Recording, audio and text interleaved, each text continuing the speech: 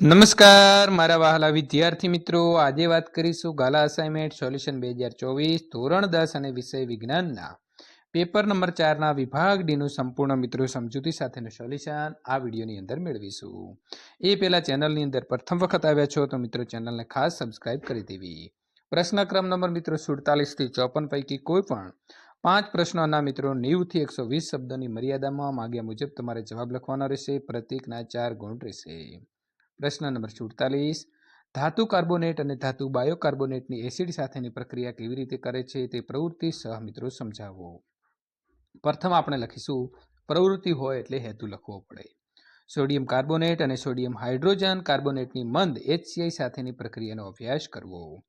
આ પ્રકારે વિદ્યાર્થી મિત્રો તમારે આકૃતિ દોરવાની રહેશે, જે તમે ડિસ્પ્લે ઉપર જોઈ શકો છો. પ્રવૃત્તિની વાત કરીએ તો એક કસનળી લો. કસનળીની અંદર આશરે 0.5 ગ્રામ સોડિયમ કાર્બોનેટ અથવા તો મિત્રો આશરે 0.5 ગ્રામ સોડિયમ હાઇડ્રોજન કાર્બોનેટ લો.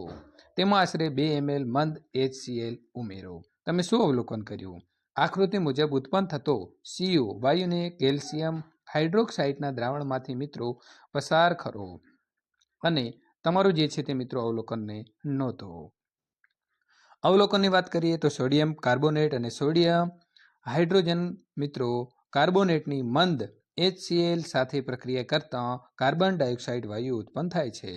સમીકરણની જો વાત કરવામાં આવે તો CaOH2 plus CO2 it's give CaCO3 plus H2O Na2CO3S plus 2HCl AQ it's give 2NaCl AQ plus H2OL plus CO2G NaHCO3S plus HCl AQ મિત્રો it's give NaCl AQ plus H2OL plus મિત્રો CO2G.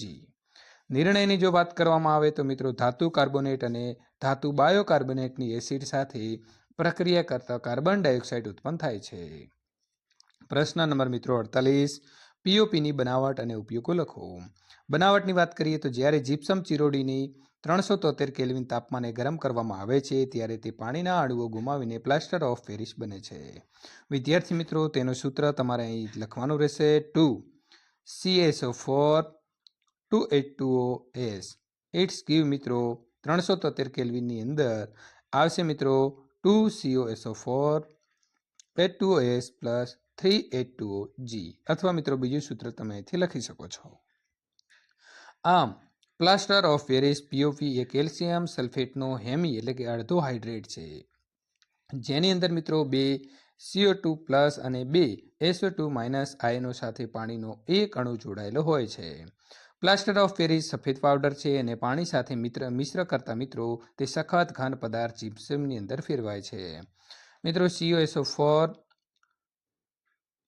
1/2 H2OS એટલે કે plaster of Paris સાથે 1/1/2 H2O 1 મિત્રો ઉમેરતા it's give CaSO4 to H2OS એટલે કે gypsum બને છે. ઉપયોગની વાત કરીએ તો બાંધકામ ઉદ્યોગમાં તથા પ્લાસ્ટરની અંદર તેનો ઉપયોગ થાય છે. ફ્રેક્ચર થયેલા હાડકાને સાચી સ્થિતિની અંદર ગોઠવવા માટે પ્લાસ્ટર તરીકે, અને દાંતના ચોકઠા માટેના બીબા બનાવવા માટે, રમકડા અને પૂતળા બનાવવા માટે, અને બ્લેકબોર્ડ તથા લખવાના ચોક બનાવવા માટે તથા મિત્રો પ્રયોગશાળાની અંદર સાધનો અથવા તો પાત્રોને હવાચુસ્ત કરવા માટે તેનું પ્લાસ્ટર લગાડવામાં આવે છે. પ્રશ્ન નંબર મિત્રો 49, કાર્બનના કયા બે ગુણધર્મ વધુ સંખ્યાની અંદર કાર્બનિક સંયોજનો બનાવવાની ક્ષમતા ધરાવે છે અને તેના ગુણધર્મોની સમજૂતી આપો.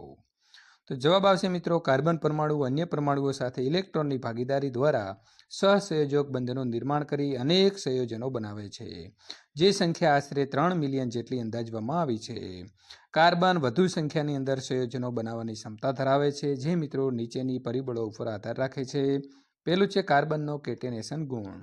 તો કાર્બન મિત્રો પરમાણુ અન્ય કાર્બન પરમાણુઓ સાથે બંધ બનાવવાની અદ્વિતીય ક્ષમતા ધરાવતો હોવાથી ખૂબ જ વધુ સંખ્યાની અંદર અણુઓ એટલે કે સંયોજનો બને છે. કાર્બનના આ ગુણધર્મને કેટેનેશન કહે છે મિત્રો. આ સંયોજનો કાર્બનની લાંબી શૃંખલા, કાર્બનની શાખિત શૃંખલા અથવા તો વલયોની અંદર ગોઠવાયેલા કાર્બન પરમાણુઓ ધરાવે છે. તો આ પ્રકારે વિદ્યાર્થી મિત્રો તમારે લાંબી શૃંખલા, શાખિત શૃંખલા, 3 કાર્બનની વલય, 4 કાર્બન, 5 કાર્બન અને 6 કાર્બનનો વલય જે છે તે દોરવાનું રહેશે. કાર્બન પરમાણુ એકલ બંધ અથવા તો દ્વિબંધ અથવા તો ત્રિબંધ દ્વારા પણ અન્ય પરમાણુઓ સાથે જોડાઈ શકે છે. જે કાર્બનિક સંયોજનની અંદર કાર્બન પરમાણુઓ માત્ર એકલ બંધથી જોડાયેલા હોય તેવા કાર્બનના સંયોજનને સંતૃપ્ત સંયોજનો કહે છે. જે કાર્બનિક સંયોજનની અંદર 2 કે તેથી વધુ કાર્બન પરમાણુઓ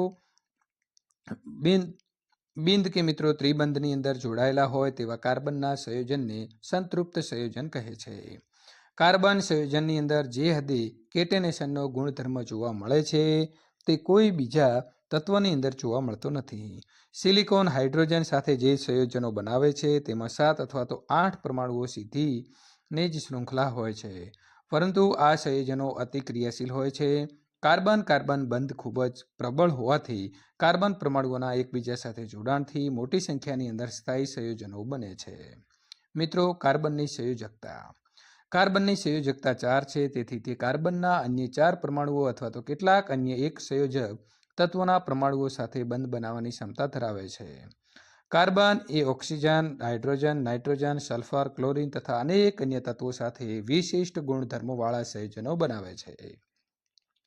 મિત્રો, આ વિશિષ્ટ ગુણધર્મો સંયોજનની અંદર હાજર રહેલા કાર્બન સિવાયના તત્વો ઉપર પણ આધાર રાખે છે. કાર્બન પરમાણુ મોટા ભાગના મિત્રો અન્ય તત્વો સાથે ખૂબ જ પ્રબળ બંધ બનાવે છે, જે સંયોજનના અપવાદ રૂપે સ્થાયી બનાવે છે. કાર્બનનું કદ નાનું હોવાથી પરમાણુ કેન્દ્ર દ્વારા ભાગીદારી પામેલા ઇલેક્ટ્રોન યુગ્મોને મજબૂતાઈથી જકડી રાખે છે. આથી કાર્બન દ્વારા પ્રબળ બંધોનું નિર્માણ થાય છે. મોટા પરમાણુઓ ધરાવતા તત્વો દ્વારા બનતા બંધ અત્યંત મિત્રો નિર્બળ હોય છે. પ્રશ્ન નંબર 50ની વાત કરીએ તો વનસ્પતિના વહન માટે વિદ્યાર્થી મિત્રો પાણી માટેના નીચેના સિદ્ધાંતો છે તે તમારે સમજાવવાના છે. મૂળ દ્વારા પાણીનું વહન કેવી રીતે થાય છે અને બાષ્પોત્સર્જન ખેંચાણ દ્વારા પાણીનું વહન વનસ્પતિની અંદર કયા સિદ્ધાંત ઉપર કાર્ય કરે છે તેની જવાબ આ પ્રશ્નોની અંદર આપવાનો રહેશે. તો મૂળ દ્વારા પાણીનું શોષણ, તો મૂળના કોષો ભૂમિમાંથી સક્રિય સ્વરૂપે આયનોનું શોષણ કરે છે અને તેના પરિણામે મૂળ અને ભૂમિની વચ્ચે આયન સંકેન્દ્રણનો તફાવત સર્જાય છે. આથી આ તફાવતને દૂર કરવા ભૂમિમાંથી પાણી મૂળની અંદર પ્રવેશ કરે છે. બાષ્પોત્સર્જન ખેંચાણ દ્વારા પાણીનું વહન, વનસ્પતિના હવાઈ અંગો દ્વારા પાણી બાષ્પ સ્વરૂપે ગુમાવવાની ક્રિયાને બાષ્પોત્સર્જન કહે છે. પર્ણરંધ્રો દ્વારા ગુમાવાતા પાણીની પૂર્તિ પર્ણના જલવાહક ઘટકોની અંદર રહેલા પાણી વડે થાય છે. પર્ણના કોષોમાંથી પાણીના અણુઓના બાષ્પીભવનથી ખેંચાણ ઉત્પન્ન થાય છે અને આ ખેંચાણ મૂળના જલવાહક કોષોમાં રહેલા પાણીને ઉપર તરફ ખેંચે છે. દિવસ દરમિયાન જ્યારે પર્ણરંધ્રો ખુલ્લા હોય છે ત્યારે બાષ્પોત્સર્જન ખેંચાણ જલવાહકના પાણીના ઉધ્વ વહન માટે મુખ્ય પ્રેરક હોય છે. આમ મૂળથી શોષક તરફ શોષાયેલું પાણી અને દ્રાવ્ય ક્ષારોનો ઉધ્વ વહન માટે બાષ્પોત્સર્જન મદદરૂપ થાય છે. વિદ્યાર્થી મિત્રો, પ્રશ્ન નંબર 51 મનુષ્યના હૃદયની આકૃતિ દોરી તેમાં નીચેની પરિસ્થિતિનું વર્ણન કરવું. પહેલું છે હૃદયના ડાબા ખંડમાં તથા હૃદયના જમણા ખંડમાં થતું રુધિરનું પરિવહન. હૃદય કેટલું મોટું છે તો આપણે મુઠ્ઠી વાળીએ, તમે તમારા હાથની મુઠ્ઠી વાળશો તો મુઠ્ઠીના કદની અંદર એક સ્નાયુલ અંગ છે. મનુષ્યના હૃદયની અંદર વિવિધ ખાનાઓ ઓક્સિજનયુક્ત રુધિર અને ઓક્સિજન વિહીન રુધિરનું મિશ્ર થતું અટકાવે છે. તો વિદ્યાર્થી મિત્રો, આ હૃદયનો તમે અહીં જોઈ શકો છો, તેની આકૃતિ છે. આ પ્રકારે તમારે આકૃતિ દોરવાની રહેશે. જે મિત્રો તમે જોઈ શકો છો કે ધમની અને શિરા અશુદ્ધ લોહી અને શુદ્ધ લોહીનું વહન કરે છે. તો મનુષ્યના હૃદયની અંદર પરિવહન પથની વાત કરીએ તો હૃદયના ઉપરના રુધિર એકત્ર કરતા 2 ખંડો કર્ણકો અને નીચેના 2 ખંડો શ્લેષ્મકો તરીકે મિત્રો ઓળખાય છે, જે હૃદયમાંથી રુધિરને બહાર ધકેલે છે. ડાબા ખંડોની અંદર ફેફસામાંથી મિત્રો ફર્સ્ટ શિરાઓ દ્વારા ઓક્સિજનયુક્ત રુધિર હૃદયના ડાબા કર્ણકમાં આવે છે.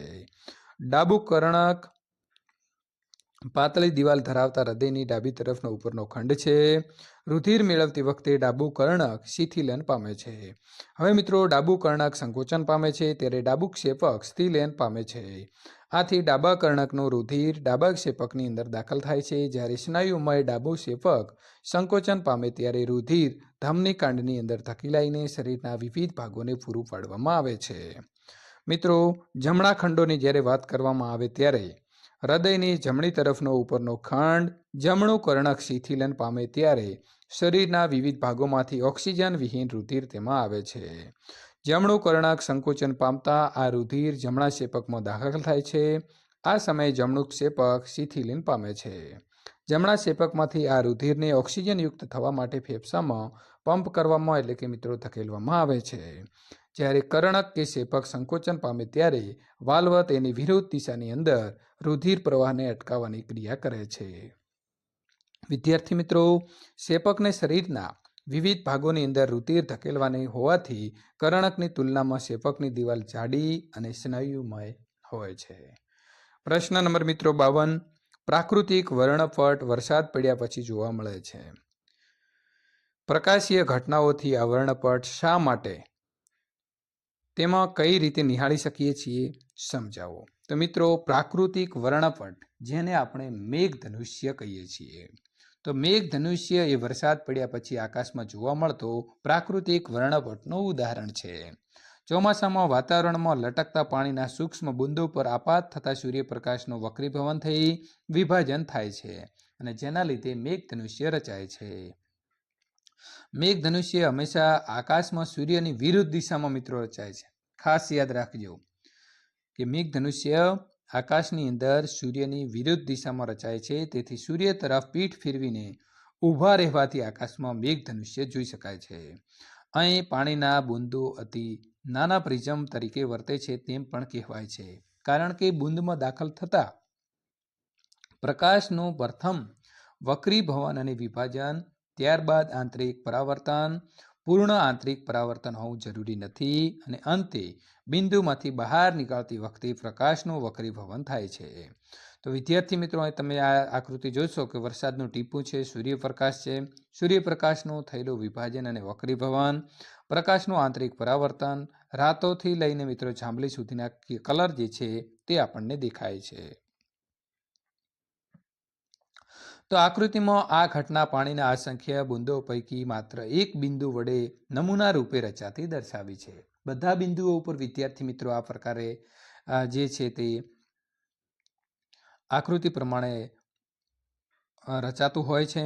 આકૃતિ ઉપરથી કહી શકાય કે પાણીનું બિંદુ સૂર્યપ્રકાશના કિરણનું એક વાર આંતરિક પરાવર્તન અને 2 વાર વક્રીભવન ઉપજાવે છે. પ્રકાશના વિખિરણ, વિભાજન અને આંતરિક પરાવર્તનના લીધે જુદા જુદા રંગો અવલોકન કરતાના આંખો સુધી પહોંચે છે. મેઘધનુષ્યના અવલોકનો માટેની શરતો: વરસાદ પડ્યા પછી પાણીનો ફુવારો ઉડતો હોય ત્યાં અને સૂર્ય અવલોકન કરતાની પાછળ હોવો જરૂરી છે. પ્રશ્ન નંબર મિત્રો 53. સુરેખ વાહક તારની પાસે હોકાયંત્ર મૂકેલું છે. હોકાયંત્ર કોની પાસે મૂકેલું છે? સુરેખ વાહક તારની પાસે. તો નીચેના કિસ્સામાં અવલોકનો જણાવી અને કારણ આપો. તારમાં વહેતો વિદ્યુત પ્રવાહની દિશા ઉલટાવવામાં આવે છે ત્યારે શું થાય છે? તો હોકાયંત્રની સોયનું કોણાર્વર્તન બદલાય છે, કારણ કે વિદ્યુત પ્રવાહના લીધે ઉદ્ભવતા ચુંબકીય ક્ષેત્રની દિશા વિદ્યુત પ્રવાહની દિશા ઉપર આધાર રાખે છે.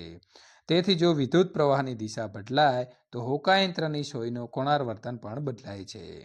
હવે વિદ્યાર્થી મિત્રો, બીજો પ્રશ્ન છે કે તારની અંદર વહેતા વિદ્યુત પ્રવાહનું મૂલ્ય વધારવામાં આવે છે ત્યારે હોકાયંત્ર ઉપર શું અસર પડે છે? તો આપેલા બિંદુ પાસે હોકાયંત્રની સોયનું કોણાર્વર્તન વધે છે, કારણ કે ચુંબકીય ક્ષેત્રની તીવ્રતાનું મૂલ્ય વિદ્યુત પ્રવાહના મૂલ્યના સમપ્રમાણમાં હોય છે.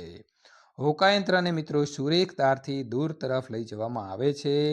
જ્યારે આપેલા વિદ્યુત પ્રવાહ માટે હોકાયંત્રની સોયનું કોણાર્વર્તન ઘટે છે, કારણ કે ચુંબકીય ક્ષેત્રની તીવ્રતાનું મૂલ્ય તારથી અંતરના વ્યસ્ત પ્રમાણમાં હોય છે.